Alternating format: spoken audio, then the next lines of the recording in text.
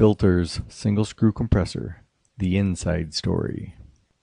In the mid-1980s, Vilter decided to build its own screw compressor and became a licensee to fabricate both twin and single screw compressors. In evaluating both technologies, many inherent benefits of the single screw were recognized. Thus, Vilter decided to produce single screw compressors. To this date, with thousands of compressors operating in the field, Vilter's team members are confident that they made the right choice in screw compressor technologies.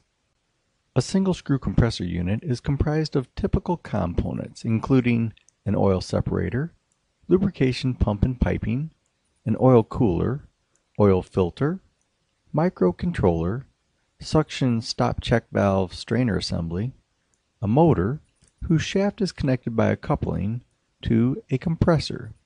This presentation focuses on the compressor. Looking through the side access cover, at the core of the single screw compressor is a single main rotor. Let's take a look at the compressor from the other side. By removing the front housing, the motor coupling, the suction inlet on the top, and the two side access covers, we see the bare frame of the compressor. Removing the pair of capacity slide valves, the pair of volume ratio slide valves, the two Stargate rotors, and sliding back the casing, we reveal the heart of the compressor. The main rotor of the single screw compressor is a simple cylinder with a shaft through it. There are 6 threads, or grooves, or flutes cut in the cylinder.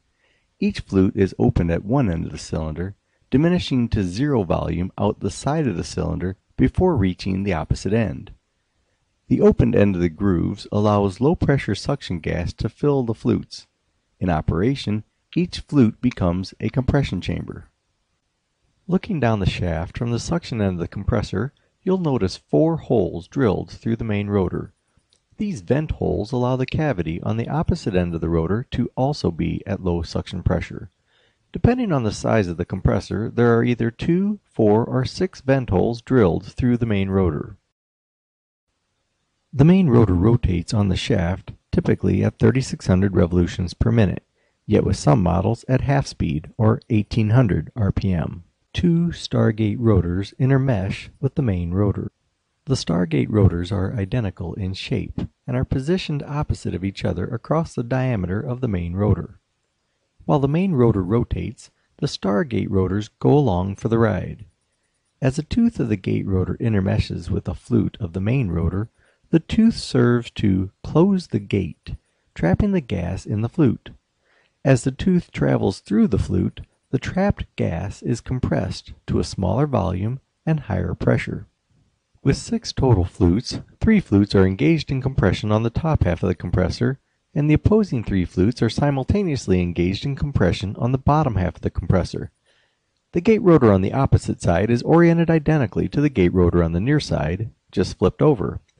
The gas that enters the flutes on the top half of the compressor is compressed by the gate rotor on the near side, and the gas that enters the flutes on the bottom half of the compressor is compressed by the opposing gate rotor on the far side. A casing wrapped around the main rotor encloses and traps the gas in the flutes. In this case, we show a fixed port casing with a fixed triangular-shaped discharge port.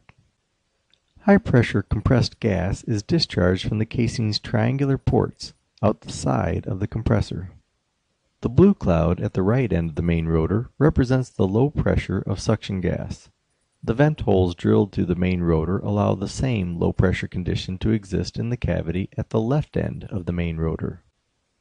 The pressure of the suction gas exerts a force in an axial direction on the main rotor. But since suction pressure resides at both ends of the main rotor, the axial forces cancel, resulting in a 0 net axial force on the main rotor of the compressor. Rotating the compressor to an axial view, we see that the compressed gas is discharged simultaneously from 2 opposing discharge ports out opposite sides of the compressor. The radial forces exerted on the top of the compressor are identical and opposed to the radial forces exerted on the bottom of the compressor. Thus, the radial forces cancel. Both axial and radial forces are canceled. The only net force on the main rotor of the single screw compressor is gravity. The low bearing loads result in extremely long compressor life and very high reliability. The Vilter single screw compressor is the only industrial refrigeration screw compressor offered with a standard 15-year bearing warranty. Now let's look at capacity and volume control. A fixed port casing wrapped around the main rotor would be similar to the casing of an air compressor, where a fixed volume of gas is trapped, compressed, and discharged out of the fixed port. Here we see a Chicago Pneumatics fixed port air compressor with a split casing. Looking at the suction end of the air compressor with the top half of the casing lifted, notice the triangular shaped discharge port in the casing through which the compressed gas is discharged. The Vilter single screw compressor does not have a fixed port casing. Rather, a portion of the casing is removed from both sides of the single screw's frame. The portions of the frame that were removed are replaced with two bars of steel, or slide valves, on each side of the compressor.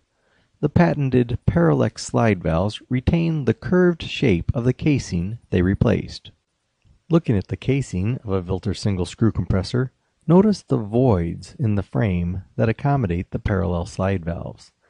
The slide valves are supported by carriage assemblies, which are mounted in the compressor's frame. Each slide valve is able to move or slide in the direction of the axis of the main rotor. The position of the right edge of the capacity slide valves, shown in yellow, determines the amount of gas that is trapped and compressed.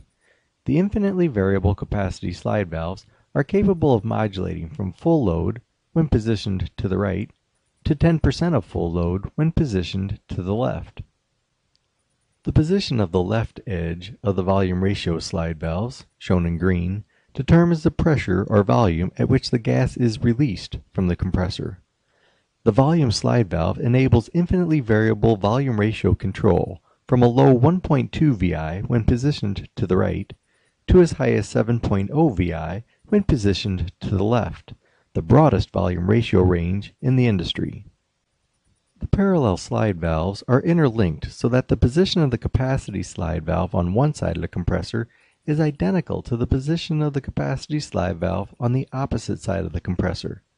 Likewise, the position of the volume ratio slide valves is identical on both sides of the compressor. Thus, the Parallax slide valve design maintains the balanced forces around the main rotor of the compressor. The capacity and volume ratio slide valves are positioned in parallel to each other, not in series. With the single screw slide valves, there are no slide stops or mechanical limitations to restrict their functionality. Both slide valves are able to modulate within their full range of travel simultaneously. Thus, the Vilter single screw is the only industrial screw compressor capable of operating at optimized efficiency through its full capacity range. So far, we've presented the two primary benefits of Vilter's single screw compressor: balanced forces for extremely long bearing life and high reliability, and the Parallax slide valves for optimized efficiency through its full capacity range. Besides these primary benefits, there are also many additional benefits of the single screw compressor. All of the single screw compressor's bearings are at suction pressure. With the single screw, there is no risk of bearing degradation or failure due to liquid ammonia washing oil off the bearings in the discharge gas stream, since there are no bearings in the discharge gas stream. This feature of the single screw allows the success of Vilter's cool compression technology. Further, lubrication of the bearings is easily achieved due to the high differential pressure between the oil that's fed to the bearings and the low pressure at which the bearings operate. The single screw's length to diameter ratio, or the L/D of the rotors, is proportional. The single screw's rotors are stocky and rugged, and their L/D proportions remain consistent throughout the entire product line. The robust construction of single screw rotors is not subject to the challenges presented by mid-rotor deflection of other technologies. With the single screw, cascading is minimal. Cascading is when gas slips across the land from a high-pressure flute to the adjacent lower-pressure flute. The land, which separates the flutes, is shown here in green. The land of the single screw is not a sealing tip, but rather a flat, wide surface. Notice how, as the rotor rotates and pressure increases, the land increases in width and cascading is minimized.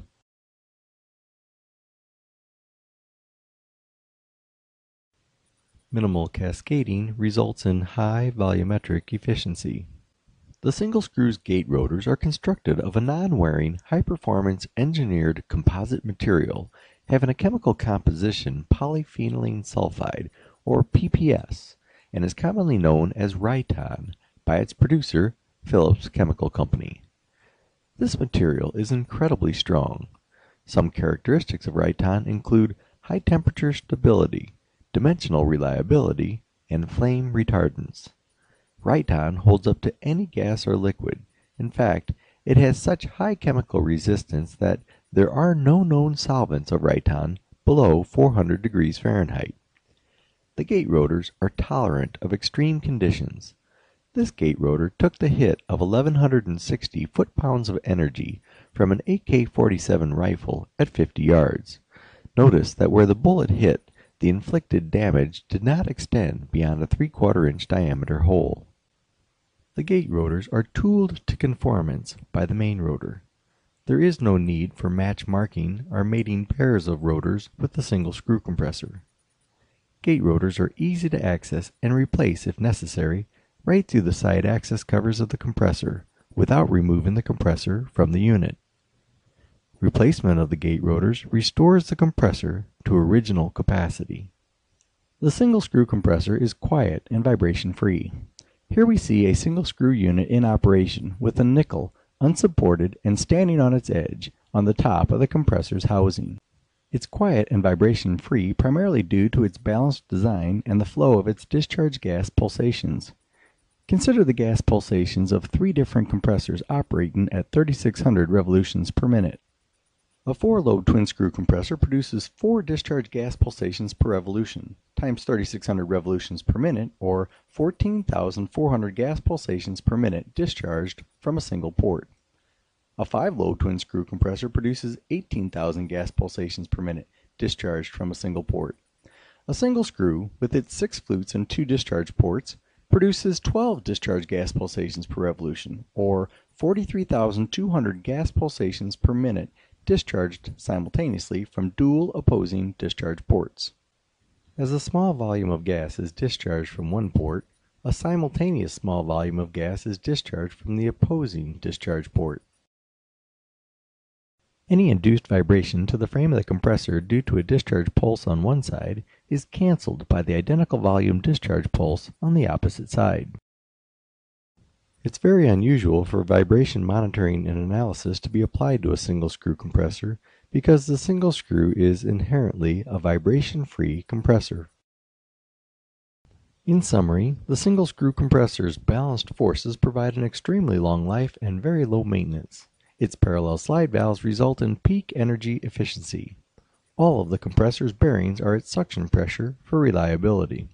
The length over diameter is proportional throughout the product line. The land is wide for minimal cascading and high volumetric efficiency. Gate rotors are durable yet forgiving. It's a quiet and vibration-free compressor, and the single screw is the only screw compressor unit with a 5-year compressor and 15-year bearing warranty. The single screw product line consists of 2 series of units.